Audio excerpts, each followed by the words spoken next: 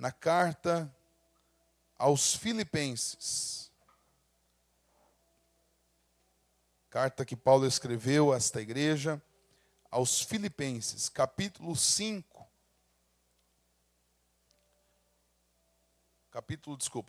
2, versículo 5. Filipenses, capítulo 2, versículo 5. Até porque não tem o capítulo 5.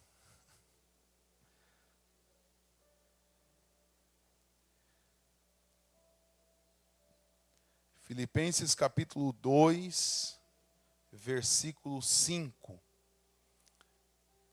Quem encontrou, diga amém. Diz assim a Bíblia: tenham entre vocês o mesmo modo de pensar de Cristo Jesus, que mesmo existindo na forma de Deus, não considerou o ser igual a Deus, algo que deveria ser retido a qualquer custo. Pelo contrário, ele se esvaziou, assumindo a forma de servo, tornando-se semelhante aos seres humanos. E reconhecido em figura humana, ele se humilhou, tornando-se obediente até a morte, e morte de cruz. Por isso também Deus o exaltou sobremaneira e lhe deu o nome que está acima de todo nome, para que ao nome de Jesus se dobre todo o joelho nos céus, na terra e debaixo da terra, e toda a língua confesse que Jesus Cristo é o Senhor, para a glória de Deus Pai. Assim, meus irmãos, como vocês sempre obedeceram, não só na minha presença, porém muito mais agora na minha ausência, desenvolvam a sua salvação com temor e tremor. Amém? Pode se assentar, irmãos.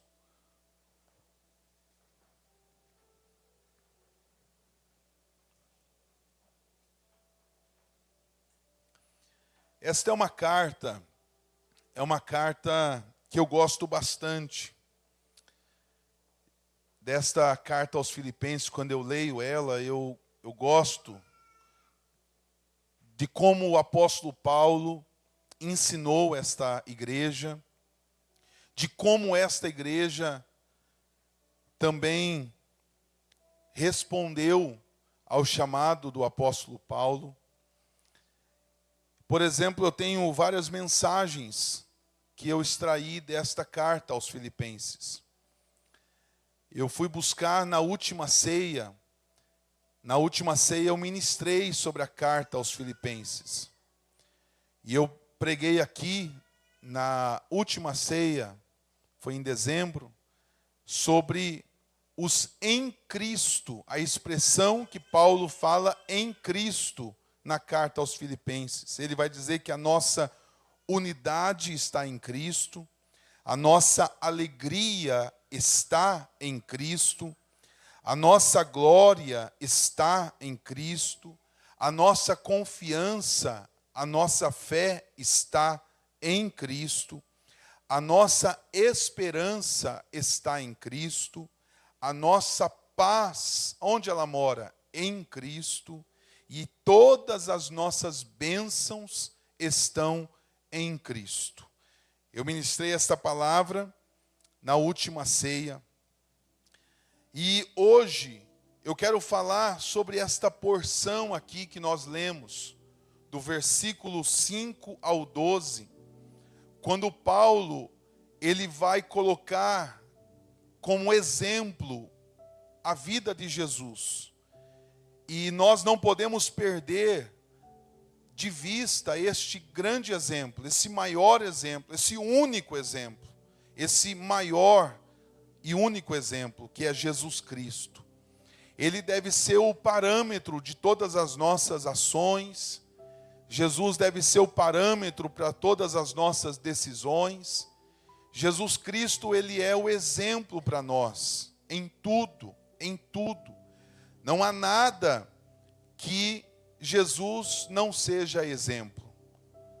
Todas as nossas dificuldades, todas as nossas tribulações, todas as nossas glórias, seja as coisas boas ou ruins, tudo, Deus, Jesus, foi o exemplo e é o exemplo para nós.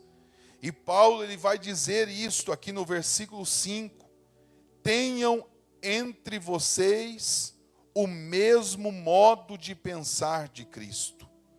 Paulo está ensinando à igreja e também a nós aqui, que nós devemos pensar igual a Jesus.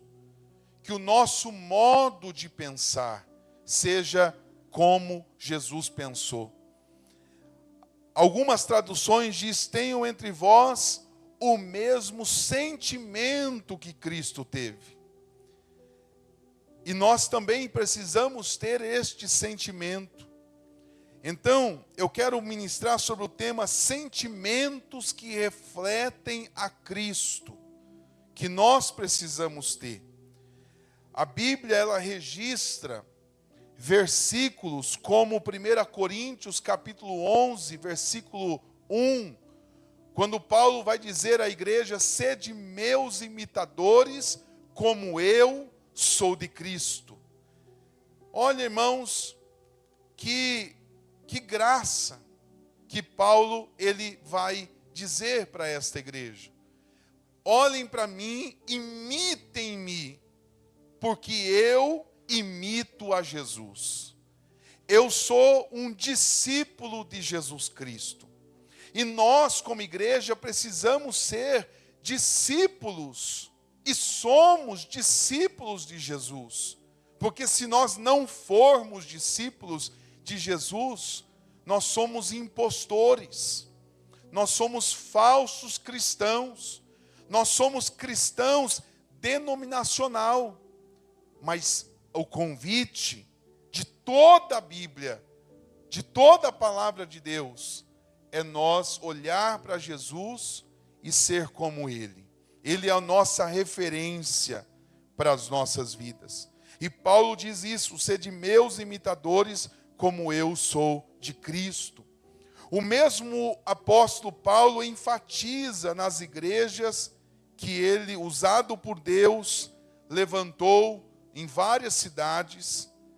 Ele fala sobre esta mensagem, que nós devemos imitar a Jesus, porque Ele é o nosso padrão.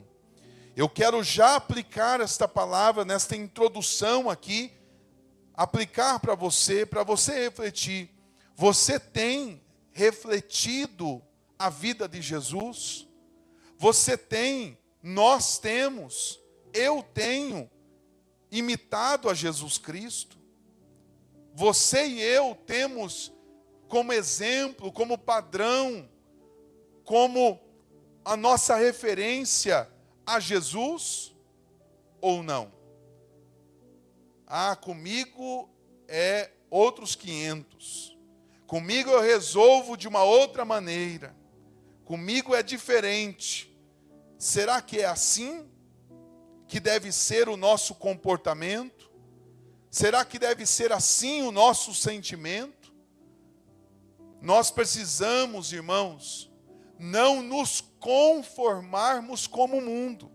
E o que é conformar? É caber na forma do mundo. Nós não devemos ter a forma, o formato do mundo, mas nós devemos ser com a mente renovada pelo Espírito Santo de Deus. Nós teremos que ser como Jesus. E aí vai esta palavra. Você tem buscado ser igual a Jesus? Você tem, pelo menos, tentado ser igual a Jesus? Este é o nosso prêmio. Este é o nosso alvo. Nós não lutamos por uma coroa corruptível e nem corremos por uma coroa, mas nós corremos para ser igual a Jesus nesta vida. Não foi diferente com a igreja de Filipos, a mensagem de Paulo. Paulo disse que haja em vós o mesmo sentimento que houve em Cristo Jesus. Que haja na nossa igreja Batista CVV o mesmo sentimento que houve em Cristo Jesus. Que haja em nossa comunidade de fé o mesmo sentimento que há em Cristo Jesus, nas nossas relações, nas nossas interações. Que haja em nós o mesmo sentimento que houve em Cristo Jesus. Porque se somos cristãos, somos pequenos cristos. Somos identificados com Cristo, porque cristão é isso. A primeira vez que os discípulos foram chamados de cristão foi com esta conotação. E na realidade, as pessoas que chamaram os discípulos de cristão, eles quiseram na realidade zombar daqueles discípulos, mas mal sabiam que eles estavam denominando algo muito grandioso, muito profundo. Quando eles diziam, vocês são cristãos, vocês são iguais a Jesus, vocês são parecidos com Jesus. Eles queriam zombar, eles queriam tirar sarro, mas na realidade aqueles discípulos se sentiram maravilhados, honrados com isso. E nós também devemos ser cristãos. Cristãos. Você é um cristão? Você é um seguidor, um discípulo de Jesus? Você tem esses valores? Tem até ditados populares, né? Tem que ser cristão, ou algo nesse sentido. E realmente nós precisamos ser cristãos. Ou o que norteia a tua vida é a velha carne. É o velho homem antes de Jesus. Ontem nós vimos aqui e ficamos maravilhados com o louvor do cantor Aládio Camargo. Ele cantando uma música, quando o Senhor estendeu a sua mão para mim. Eu era pobre, perdido, eu era um pecador, mas o Senhor estendeu a mão sobre a minha vida. E assim, meus amados, nós não éramos nada, mas quando o Senhor estendeu a sua mão e nos tirou e nos trouxe para perto de si mesmo, nós continuamos com as velhas práticas lá do mundo, com os mesmos sentimentos lá do mundo, com as mesmas interações lá do mundo, com os mesmos pensamentos que tínhamos lá no mundo, com o mesmo modo de pensar e de agir quando éramos lá do mundo. Ora, então Deus não nos tirou de lá. Estamos no mesmo lugar. Mudamos apenas de ambiente, mas o lugar continua no nosso coração. Mas quando o Senhor estendeu a mão sobre mim, quando o Senhor me livrou do pecado, e eu tive consciência da obra redentora que Jesus fez na minha vida, da cruz do Calvário, o Calvário que Jesus precisou pagar e passar por mim e por você, isso faz com que as nossas escamas caiam e nós vemos como Isaías, lá no capítulo 6, no ano em que morreu o rei Uzias, eu vi o Senhor assentado num alto e sublime trono, e os seus séquitos, o templo estava cheio de poder. E o que eu vi mais? Eu vi anjos sobrevoando ao trono de Deus. Eu tive esta revelação, Isaías diz. E os anjos não eram outros seres, os próprios anjos, meus irmãos, seres angelicais criados por Deus. Esses anjos tinham 6 asas, com 2 cobriam o rosto, porque a glória de Deus era muito grande. Com 2 asas, eles cobriam os pés, e pés significa reverência, temor, tremor na presença de Deus. A Bíblia fala em Eclesiastes, Salomão diz, no capítulo 5, quando entrares na casa de Deus, que você possa esconder os teus pés quando entrares na casa de Deus. Procura-te mais a ouvir do que prestar sacrifícios de tolo. Então nós vemos o que Salomão estava dizendo quando ele diz para nós sobre os pés: entre na casa de Deus com reverência, entre na casa de Deus com temor, porque a casa de Deus, porque a presença de Deus está ali.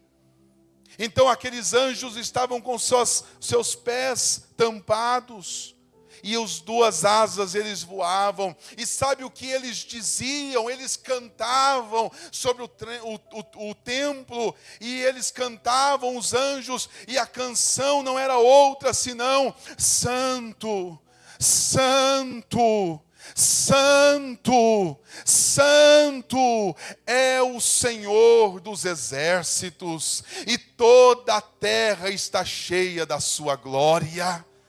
O hino de louvor dos anjos eram: Ele é santo. Oh, irmãos, o nosso Deus é santo. Ele é santo.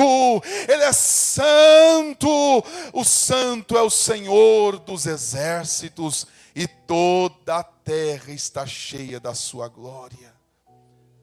Isaías, quando teve esta experiência de ver isso, sabe o que Isaías fez?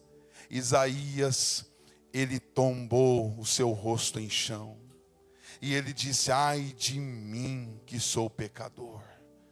Quando nós temos a revelação da obra de Deus, nós não permanecemos mais os mesmos.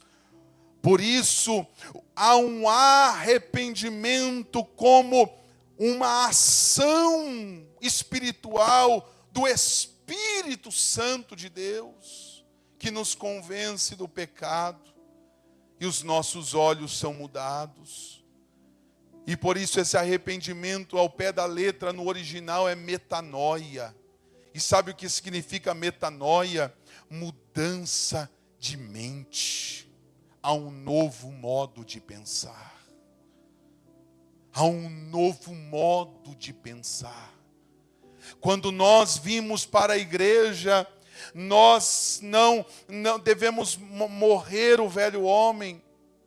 Quando vimos para a casa de Deus e temos uma revelação do que Deus fez por nós, nós temos um novo modo de pensar. É isso que Paulo estava dizendo à igreja.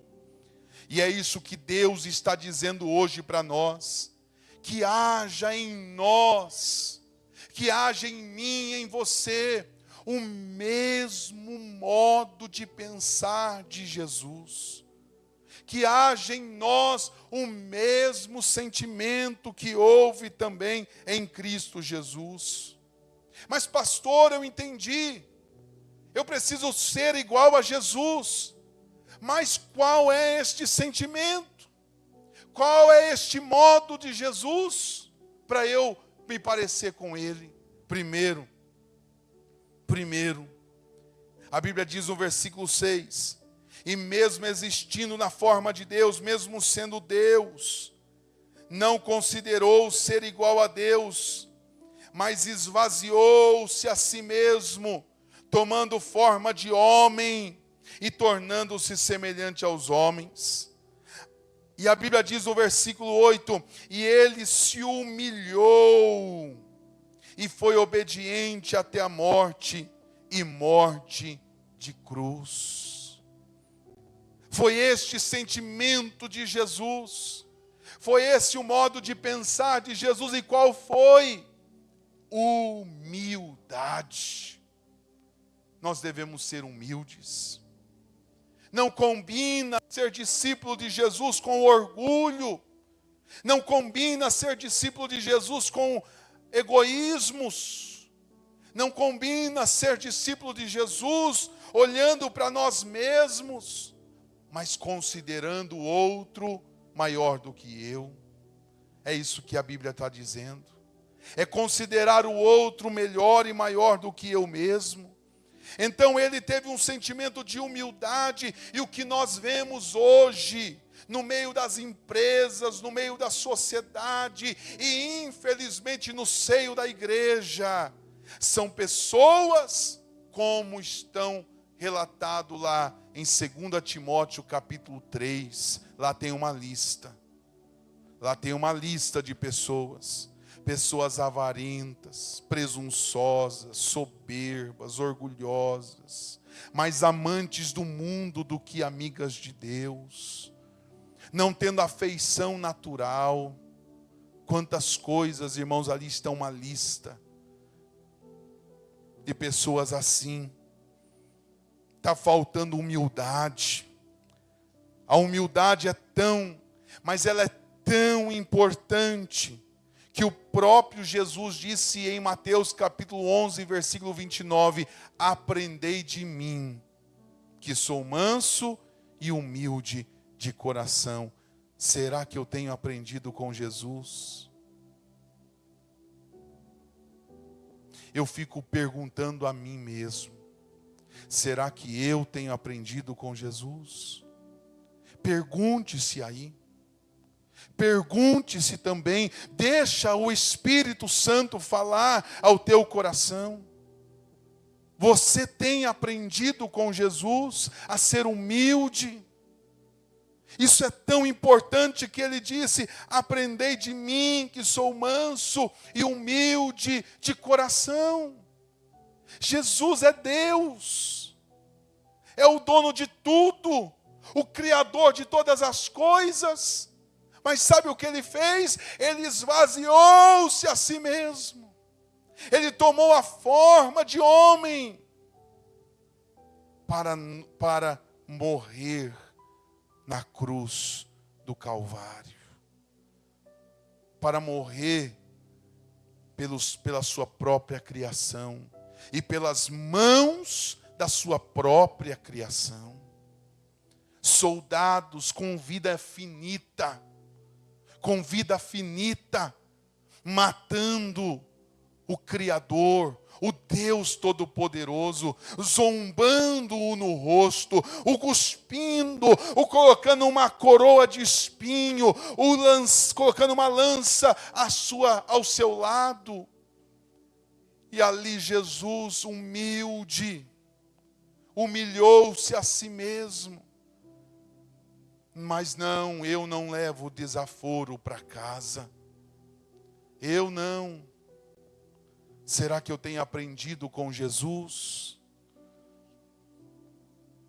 A Bíblia diz em Provérbios 15:33, adiante da honra, ou seja, à frente da honra, vem a humildade.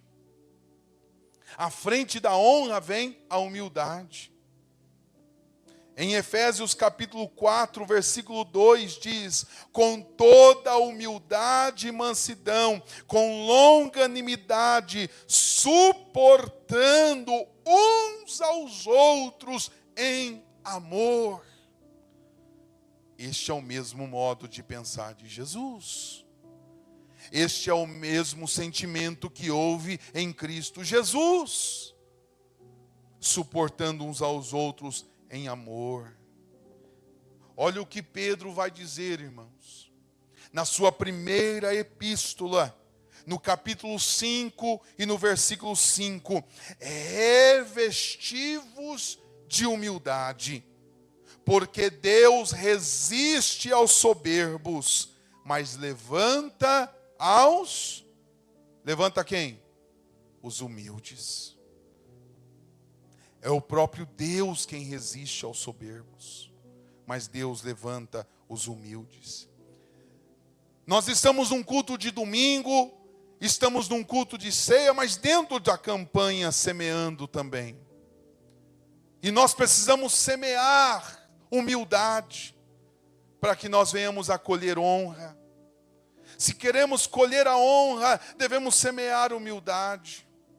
Porque olha só, meus irmãos, depois do versículo 8, ele se humilhou e ele foi obediente. Jesus, ele foi obediente. Ah, como é difícil as pessoas serem obedientes. Obedientes à palavra de Deus, obedientes a líderes, obediente a conselhos. Mas Jesus foi obediente ao Senhor. E ele foi obediente até o último nível. A morte. E não qualquer morte. A morte de cruz. A pior morte que havia na época. A morte de cruz. Só que ele planta a humildade. Ele semeia a obediência. E o que Jesus colhe? Versículo 9. Por isso o quê? Tem o anterior.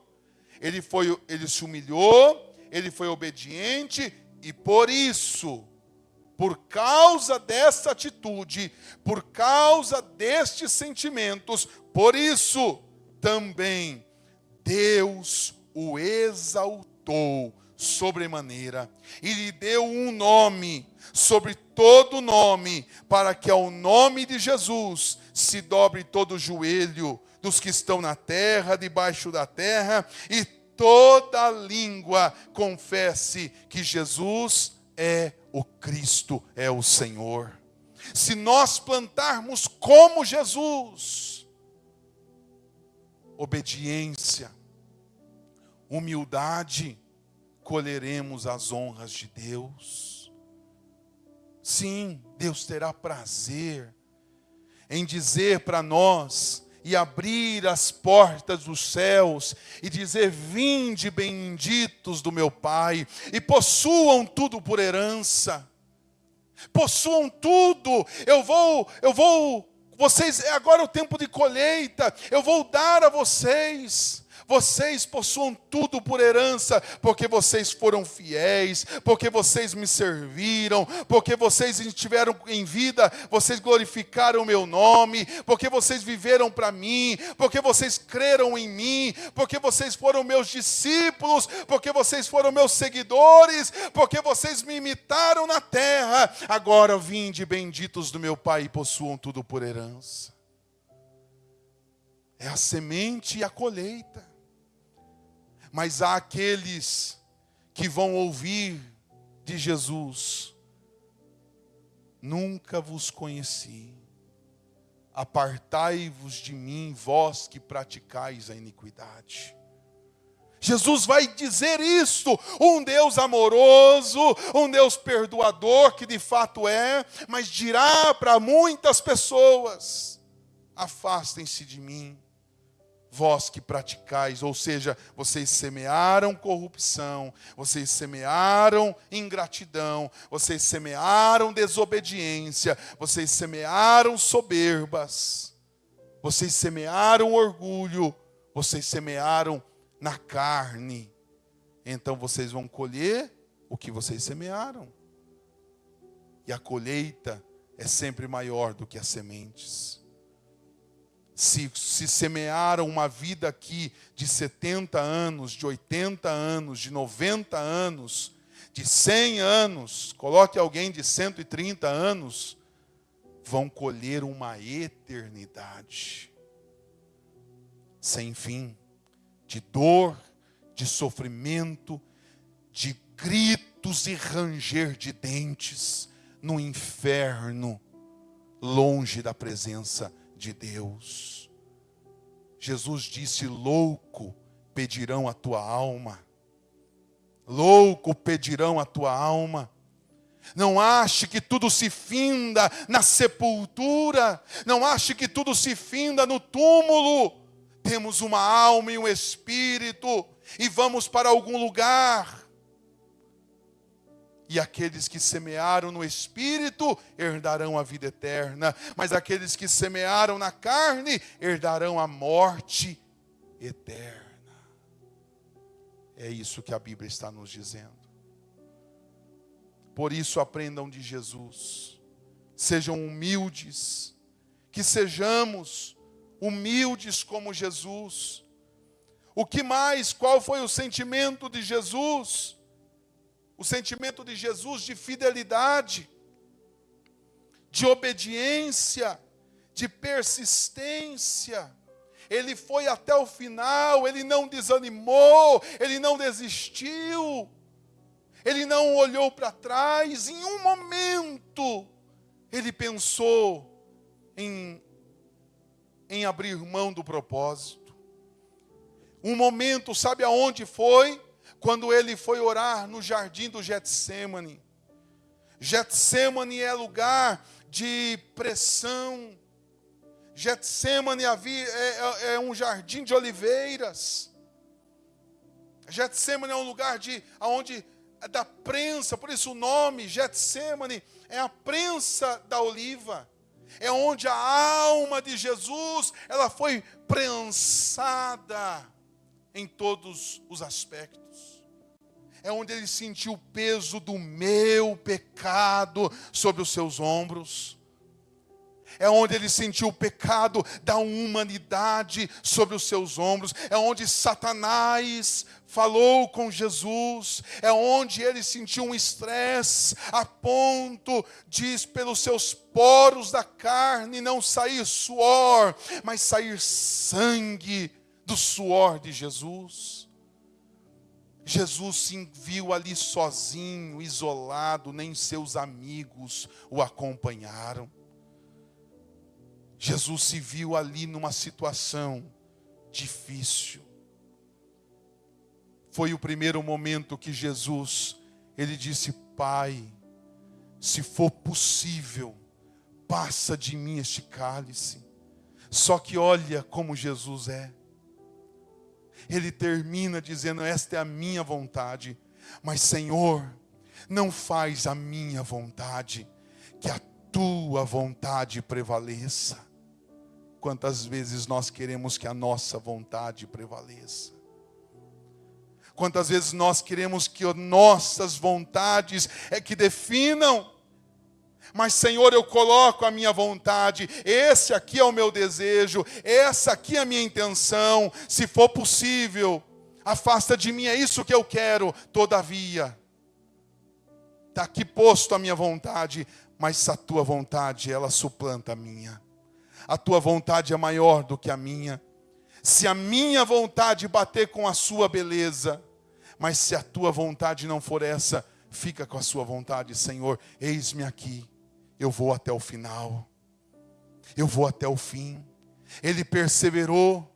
Esse foi o primeiro momento de angústia. Sabe qual foi o segundo momento de angústia que Jesus teve? Na própria cruz. Quando Jesus pendurado na cruz, quando bateram na sua mão, bateram na sua outra, colocaram os seus pés sobre, pegaram um prego bem grande e cravaram no pé de Jesus Cristo, o anexando à madeira. E trouxeram com uma corda a cruz sobre um buraco que estava no chão.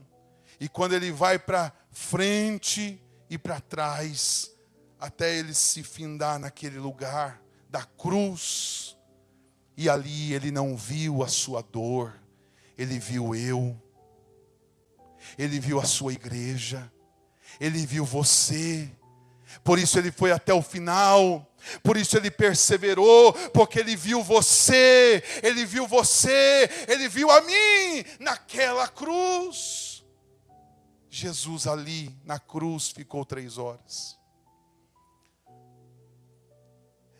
E um momento, Jesus brada e diz: Eloi, Eloi, lama sabachthani. Sabe o que quer dizer isso? Deus meu, por que me desamparaste? Ali foi a segunda prova que Jesus teve entre inúmeras. Porque o próprio Pai virou as costas ao Filho. Porque o Filho catalisador dos pecados da humanidade. Os meus pecados que faziam separação entre mim e Deus, agora fizeram separação entre o Filho e o Pai. E foi a primeira vez na história da humanidade que o Filho se desconecta do Pai e eles ficam separados por um momento. Mas Jesus foi até o final e ele olhou para aquela multidão ali e disse: Pai, perdoa eles, porque eles não sabem o que fazem. A ti entrego o meu espírito, está consumado. Está pago o preço. Ele foi até o final e nós queremos desistir por qualquer coisa. Queremos desistir porque alguém não nos cumprimentou. Queremos desistir porque alguém nos maltratou. Queremos desistir porque fomos ofendidos. Queridos, nada se compara com a minha ofensa ao Cristo que eu prego nesta noite. Nada se compara à tua ofensa a Jesus. E Ele te perdoou. E Ele te perdoou. E Ele te leva para o céu. E Ele pagou o preço pela sua vida, pela sua alma. Nós queremos desistir. Nós queremos abrir mão. Paulo está dizendo à igreja: de sorte que haja em vós o mesmo sentimento que houve também em Cristo Jesus. Que haja em vós o mesmo modo de pensar que houve em Cristo Jesus. Vai até o final. Pode acontecer, porque Jesus nunca nos prometeu um mar de rosas. Não. Nem esta igreja aqui te promete isso. Como pastor aqui eu não te prometo isso. O evangelho não é um mar de rosas. Esta igreja não é perfeita. Se você está procurando perfeição nesta igreja, aqui não é teu lugar. Esta igreja não é perfeita. Nós somos todos imperfeitos, indo para o céu e buscando a perfeição.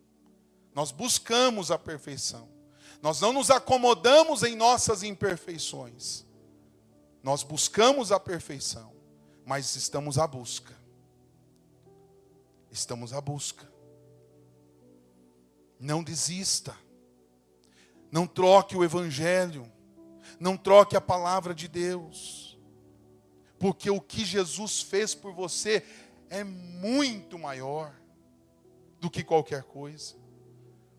O apóstolo Paulo diz, na epístola a Timóteo, diz: combati um bom combate, acabei a carreira e guardei a fé. Guarde a tua fé. Não deixa ninguém roubar a tua fé. Não deixa ninguém tocar na tua fé. É certo que dói. É certo que é difícil. É certo que ofensas são complicadas de administrar. É certo que dificuldades nos ferem, nos machucam, mas não troque Jesus por isso. Não troque Jesus por isso, vai até o final. Seja obediente até a morte, porque Jesus não desistiu por nós, e nós também não podemos desistir por Jesus, por causa de Jesus. Na Bíblia está escrito em Salmo 23, versículo 4. Ainda que eu passe pelo vale da sombra e da morte, não temerei mal algum, porque tu estás comigo. Quando Jesus Cristo morre na cruz, meus irmãos, ele morre sim. Só que passa-se 3 dias. Quando a Maria, as 2 Marias e as outras mulheres foram ao túmulo para ungir o corpo de Jesus, ela avistou um ser, dizendo: por que procuras aquele que vive dentre os mortos? Vá correndo aos discípulos e conte que eu ressuscitei. E diga a Pedro, que me negou, que eu estou vivo. Aleluia. O nosso Jesus está vivo. O Paulo vai dizer que os discípulos viram Jesus ressurreto, os 2 discípulos no caminho de Emaús viram Jesus ressurreto, e mais de 500 testemunhas viram Jesus ressurreto. Ele ressuscitou, ele vivo está, e ele fez uma promessa em Mateus 28:20: eis que estarei convosco todos os dias. Aleluia. É no dia bom, é no dia ruim, é no dia que você está depressivo, é no dia que você está alegre, é no dia que você recebeu uma vitória, no dia que você recebeu uma má notícia. Eu estarei contigo. No vale, na montanha, eu estarei contigo. Na doença, na enfermidade, ou na saúde, na bonança, eu estarei contigo. Na tempestade eu vou estar com você, nas bênçãos eu vou estar com você, eu estarei contigo todos os dias, até a consumação dos séculos. Quantos podem aplaudir ao Senhor Jesus por isso?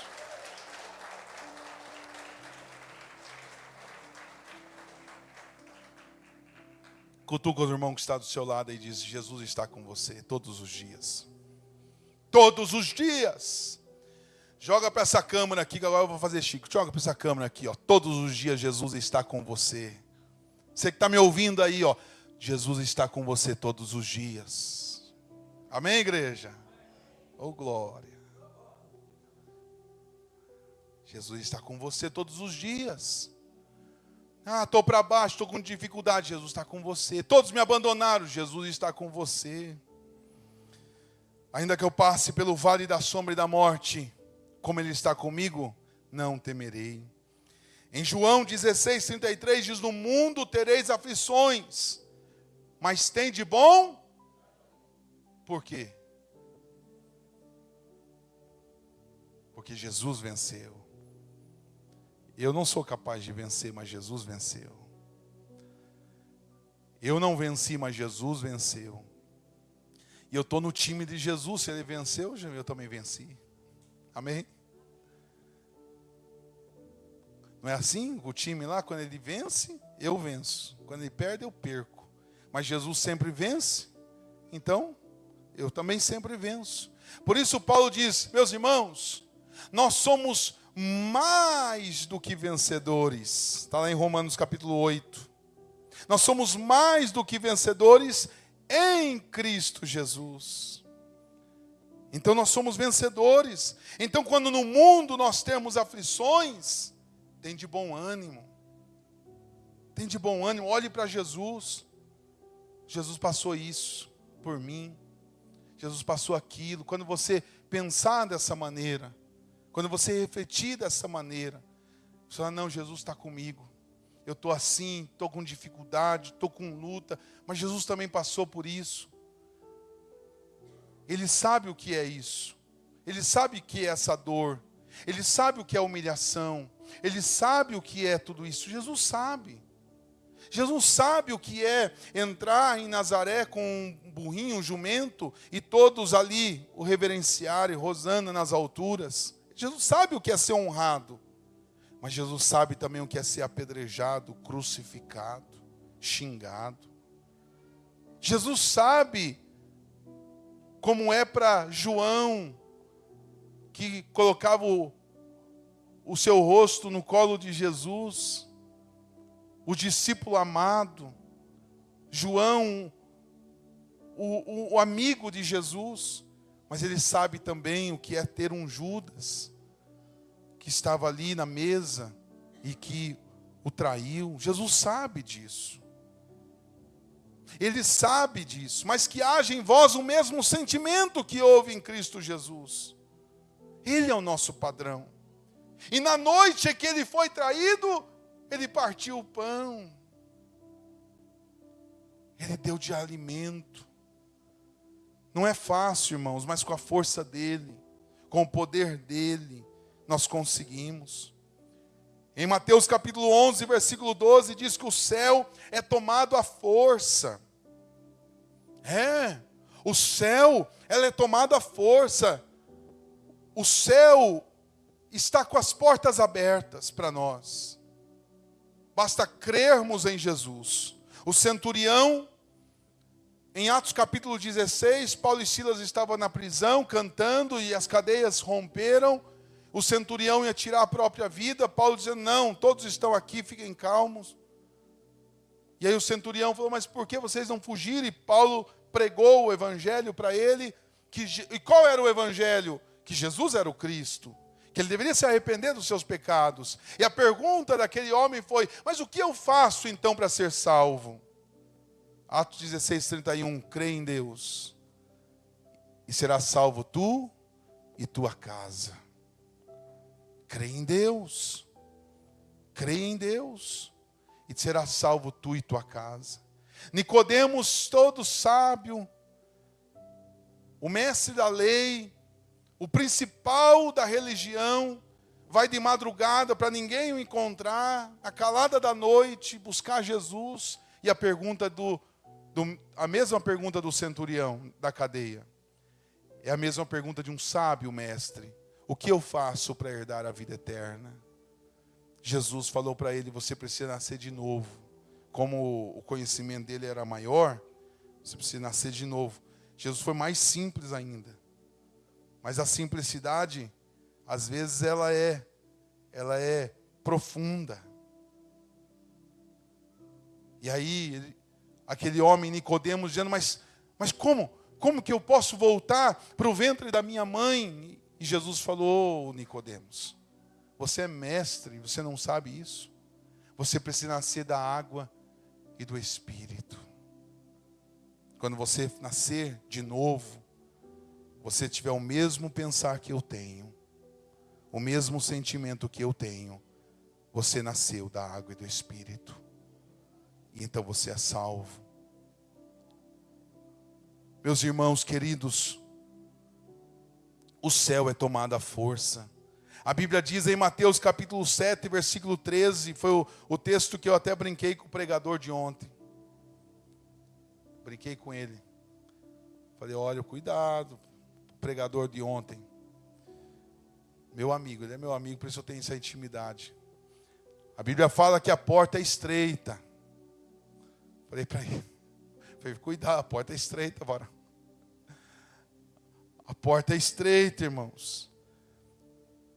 O céu continua, só pegou a piada interna, é piada de quem veio ontem. Né, pastor Edson?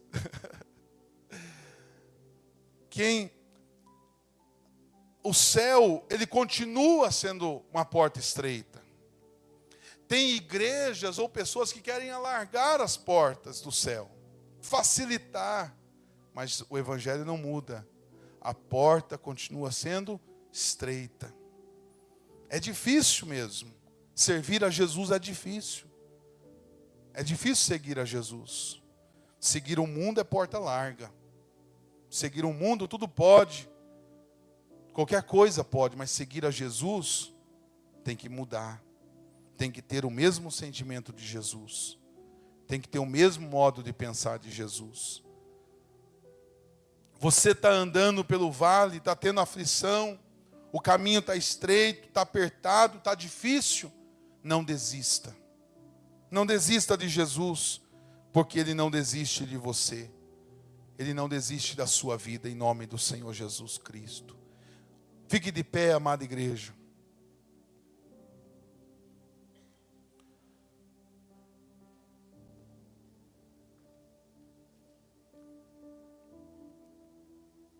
Tenham entre vós o mesmo sentimento que houve também em Cristo Jesus,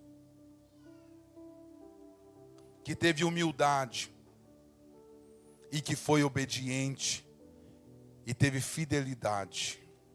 Ele semeou obediência, ele semeou humildade e ele colheu um nome que é sobre todo o nome.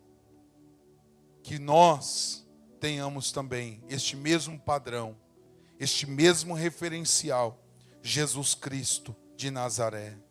Eu resumo esta mensagem, eu concluo esta palavra. Vai até o fim. Sabe por quê?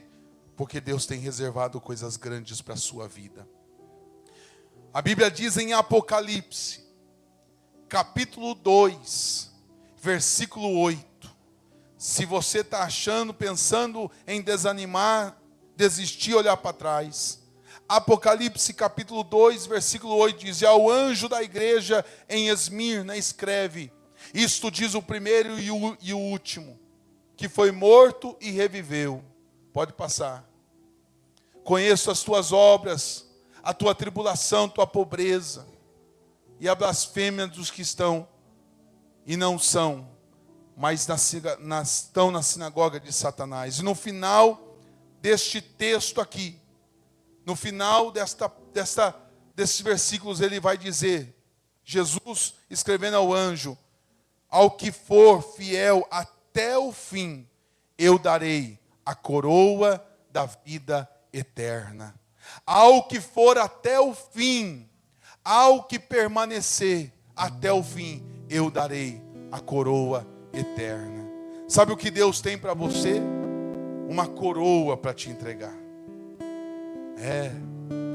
Deus tem uma bênção para te dar, mas você precisa ir até o fim. Vai até o fim. Não desanima, não abandone a fé por causa das lutas e das adversidades, porque o nosso Jesus, ele foi até o final. Amém? Vamos louvar ao Senhor.